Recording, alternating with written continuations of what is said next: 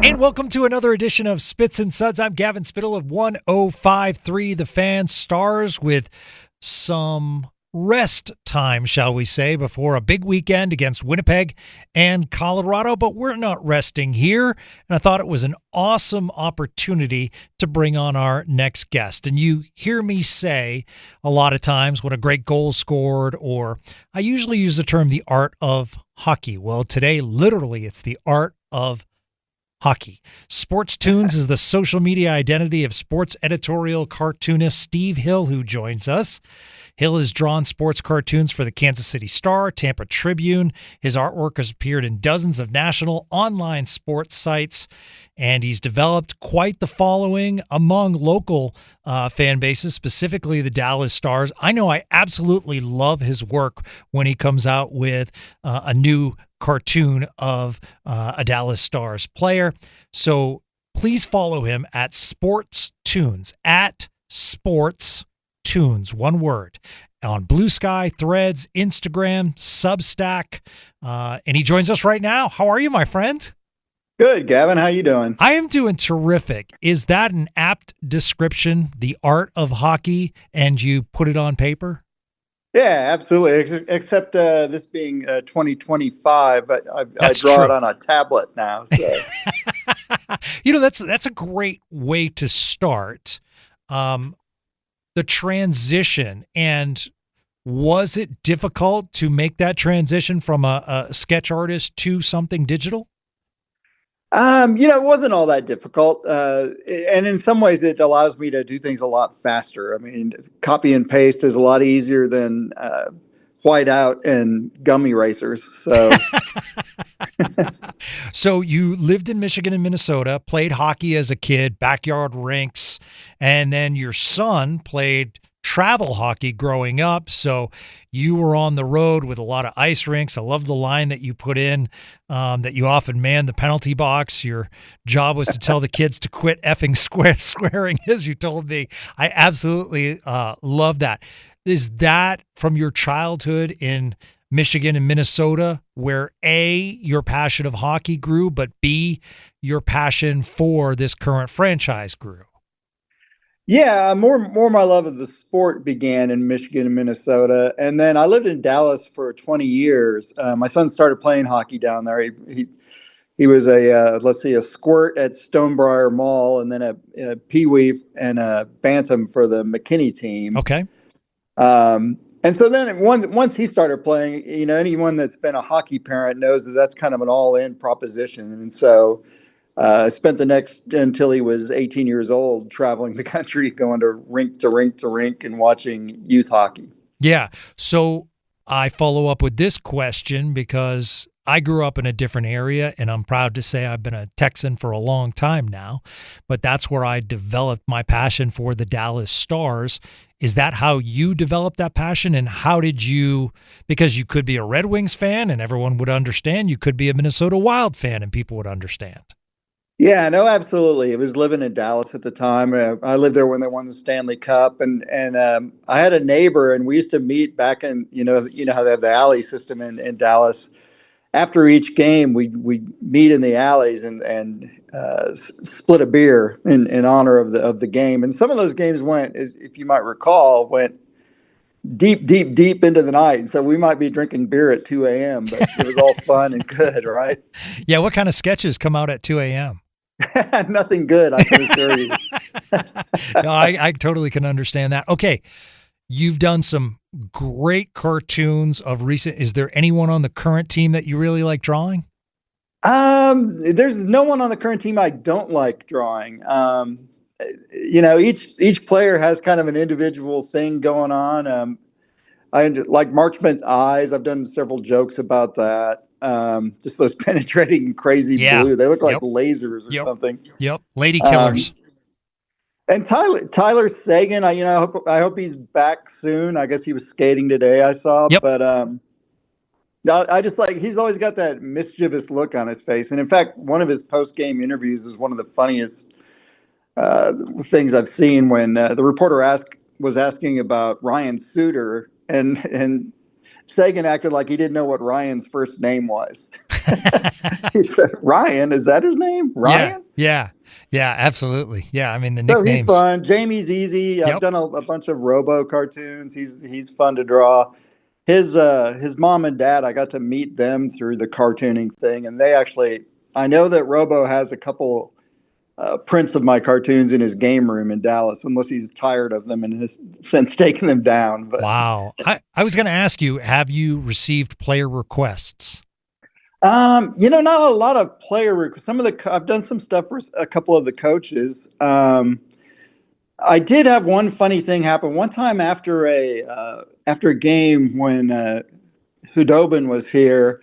He didn't. It wasn't a particularly good game for him, and immediately, like 4 or 5 minutes after the game was over, all of a sudden my phone just blows up with somebody's on Instagram just liking cartoons left and right, and I looked and it was him.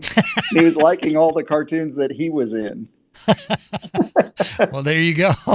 Yeah, so that's funny. And I've had coaches have told me that the players sometimes reference the cartoons. They have an idea of what's going on there. So Yeah. that's all been a lot of fun for that purpose. So you're a professional at this. I absolutely love your designs. Oh, thank you. From start to finish, how long does it take? Excellent question. Jeff K and I joked with Jeff K the other day that if I spent less time making speed be my primary metric, I'd probably do better work. But like during the course of a game, I'll try to get an idea of like what's the story of this game, right? A lot like a journalist or a podcaster would do, and then you got to kind of boil it down to a single image. And so usually by the third period, I have some sense of that, and I'll start drawing typically in the third period with the intent of having it done 5-10 minutes after the game's over. So I would say on average, I'm probably 20 to 30 minutes a cartoon. What about Mikko Rantanen's characteristics? Well, I just drew him for the first time, 2 days ago. Yeah. He'll be fun. That guy's obviously he's a really good player. And Yeah. so I assume he's going to appear in a number of cartoons. Okay, so take us in the room. You're seeing the play happen and you're watching the game. Do you have to press pause to get the facial features and then you go from there? No, I'll typically, it depends on the player. If it's someone that I've drawn a lot, I can just get them, on the tablet pretty quickly. If it's someone that I haven't drawn a lot, what I'll often do, sometimes I will pause the TV and I'll just take a picture of them, Okay. literally with my cell phone, so that I have some reference to work from. But that's about it. And it's usually, the likeness is the tough part. And then after I get the likeness and everything else is super fast, because then I'm just drawing kind of my cartoon bodies. So I'm going to give you a little personal info. I've never told Spits and Suds listeners this. So they do know that I was a season ticket holder for 20 years, and I struggled to track the game sitting in my seats compared to being at home. And I absolutely love the game of hockey. And I'm so proud that I can do this for Stars fans, and they have an outlet to listen to people like Sean Shapiro, David Castillo, Robert Tiffin, other guests, you included. But Steve, my passion for the game, let's just call it different, because I feel like I'm working during games sometimes, and that's okay.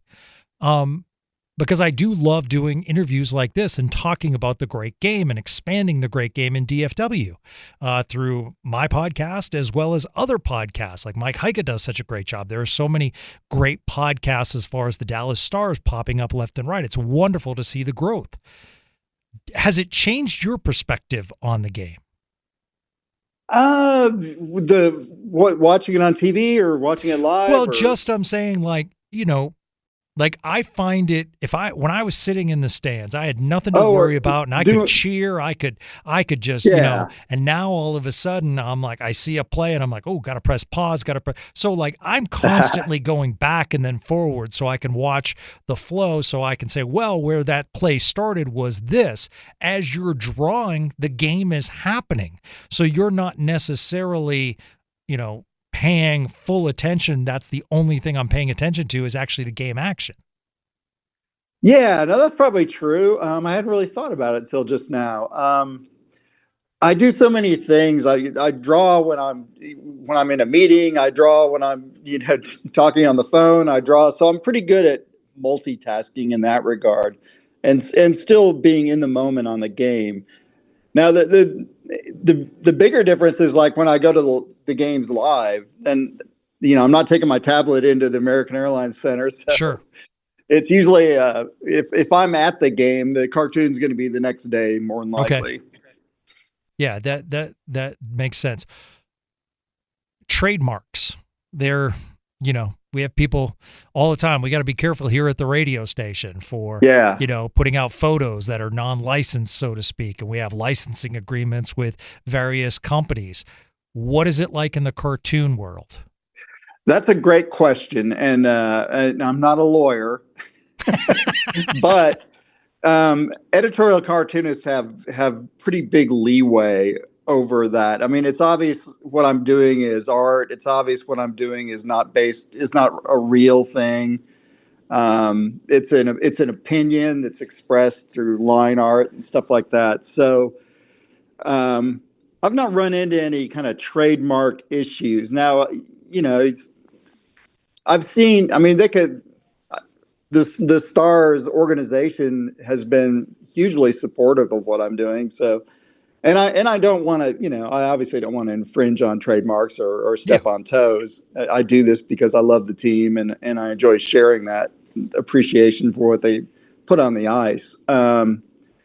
But I think by and large, the answer to your question is just that like as an editorial cartoonist, you have pretty wide legal ability to draw whatever you want. How excited are you about this team this year? Very excited, and maybe with adding Ranton into the Yeah. mix makes it even more exciting, I suppose. It's been, I mean, I don't know that the Dallas Stars have ever had. I guess Madonna maybe in Madonna that would be category. elite. Yeah. Yeah. Zubov, you would consider like, one of those players that was the only reason I'm saying under the radar was because he did everything right and he was Right. terrific. Hall of Famer, Lettinen Hall of Famer, Belfour Hall of Famer, Brett Hull Hall of Famer. But you're right. As far as like that elite player, you would obviously put your focus on Mike Modano and, hopefully you can do the same with our newest acquisition. Yeah, I mean, he's like a top 10 player in the league, Yeah. right? With Yep. in the prime of his career. So yeah, I mean, I'm with everybody else. Like the decor could use maybe some attention, but they're still pretty good. I mean, the top four is solid, and then the next two are totally capable. not that Yeah. not that I'm a scout, Right, right. So but yeah. So I guess my other question is that hockey is filled with nicknames, obviously Ottinger, Otter, Marchment, Mush. Um, there's two sides of a cartoon. Obviously, you're terrific at drawing the feature, but then you also have to come up with something clever for the hook, correct? yeah, absolutely. Otherwise, I'm just doing a spot illustration. Yeah. Yeah, I always try to, I've always said like the idea is more important than the drawing. Like I could do a really nice drawing, and if it doesn't say anything, it's kind of pretty average cartoon. It's a nice drawing, but that's it. If I do, I know sometimes you just know when you have the idea that, well, this will play well, right? So a good idea can save a bad drawing, but a good drawing can't really save a bad idea, I think is how it works out in editorial cartooning. Has there been a Stars cartoon that has taken off more than others that you can remember on social media? There've been a couple. One in particular during the bubble run. I did one with Kiviranta. Oh yeah. And what was funny about that one was that it took off in Finland. And I had people from Finland hitting me up like a lot. And one person even told me I was the most popular cartoonist in all of Finland. Wow. So that was something. Yeah. Yeah. They should have given you a free trip. Yeah, that'd be nice. But yeah, there've been a couple others. I mean, like I said, sometimes I have pretty accurate and pretty good sense of what's going to play well. And then sometimes I'm surprised. Sometimes I do a cartoon that I think is pretty good, and like it gets fewer likes than I would have Oh, yeah. anticipated. But I've been, the Stars fan base has been fantastic to me. They're enthusiastic. They interact with you, and you know this from what you do. I mean, it's a fun bunch of people to be hanging out Mm-hmm. with. Yeah, it is. It is. It's so we were at the Stars game Thursday night, and we met so many listeners. It was absolutely wonderful, and we just kind of formed a circle and started talking hockey immediately. Yeah, And no, that's the it's best fun. part. Yeah. Yeah, Yeah, it is. It's a great community, and it's a great community as far as growing the great game with the youth hockey, as you witnessed with your son. And we're nailing down a day to talk to Allison Simpson. She's from Frisco, now in the PWHL. We've had Hannah Bilka on. Cross Hannes, who's with the Grand Rapids Griffins, is from this area. Obviously, the Jones brothers. So Blake Coleman, Stefan Nason. I mean, there's just yeah. a ton of players from DFW now. And it's so No, wonderful to see the great game grow. I couldn't agree more. If not for the Dallas Stars, my son wouldn't have been a hockey player, and all the experiences that he had growing up wouldn't have. He'd have had different experiences. He's a couple years younger than Seth Jones, but I saw Seth play as a kid in Dallas. So all credit to the Stars and the way that the management of the team have expanded the sport in the Metroplex.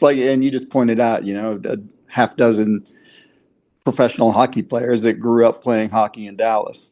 Yeah, yeah, absolutely. So for people to contact you at Sportstoons, right? If they're looking for a specific cartoon, or if they want to, if they're interested and want to ask you, can you do a piece for me or something like that? At Sportstoons, correct?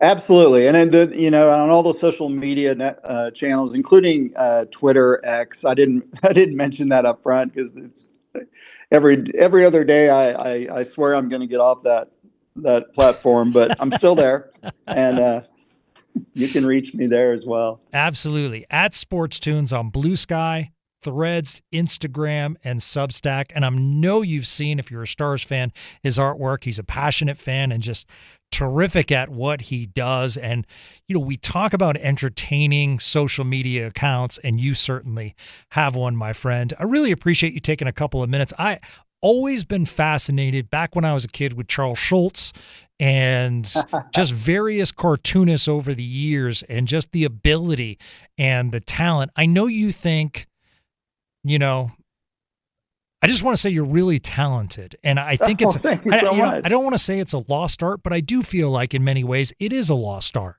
because we don't see as many cartoonists out there, and the humor that goes along with it. I remember, every day excited to pick up the paper for The Far Side, different things like that, and it wasn't just the cartoon drawings; it was just as much the entertainment.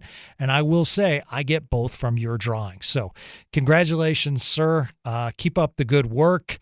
And at Sportstoons. And thank you so much for taking a couple of minutes and jumping on Spits and Suds. Gavin, I appreciate your podcast too. I always enjoy listening. Wow, that's very nice of you to say, my friend. And that's going to do it for another edition of Spits and Suds. And of course, we'll be back with another episode soon. We have a Winnipeg preview coming up with our friend Connor Harabchek. So it'll be really interesting to preview Friday night's game. And we'll do that with what I feel is a sensational talent in the hockey world. And Connor Harabchek will do that coming up next right here on Spits and Suds. Until then, thank you so much for listening and supporting us. Have a great day, everyone.